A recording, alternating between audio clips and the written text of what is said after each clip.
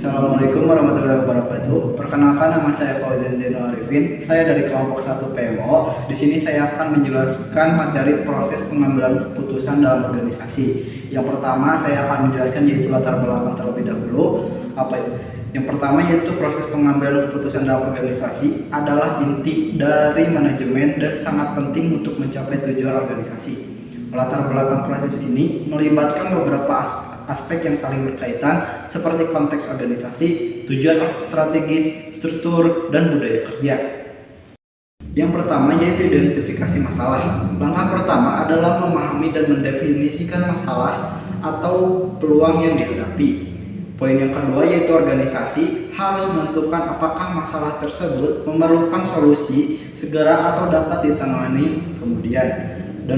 Dan materi yang kedua yaitu pengumpulan informasi. Poin yang pertama yaitu mengumpulkan data yang relevan terkait masalah, termasuk fakta, statistik, dan sudut pandang dari pihak terkait. Poin yang kedua yaitu informasi yang akurat, membantu organisasi dapat membuat keputusan yang tepat.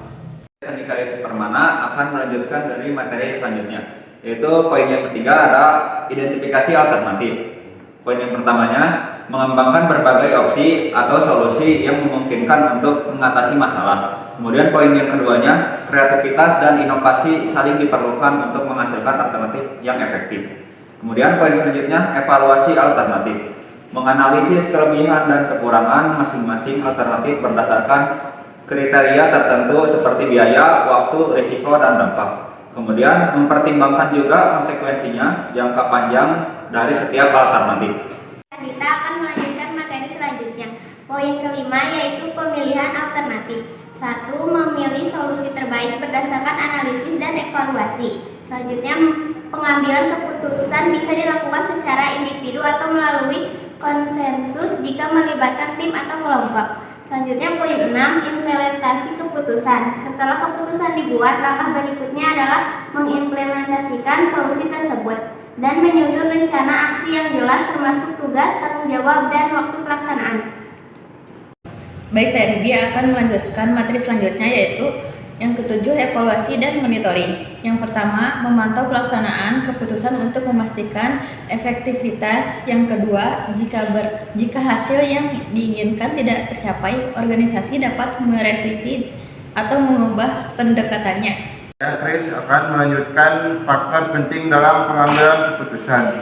Yang ke-1, partisipasi melibatkan pihak yang relevan untuk mendapatkan perspektif yang lebih luas. Yang kedua, komunikasi. Proses pengambilan keputusan harus disertai komunikasi yang jelas. Saya Kemarik Ibrahim akan melanjutkan materi proses pengambilan sistem organisasi. Yang ketiga adalah analisis risiko, yaitu pertimbangan terhadap potensi risiko yang mungkin terjadi. Kemudian yang terakhir atau yang keempat adalah etika, yaitu memastikan keputusan sesuai dengan nilai dan prinsip organisasi.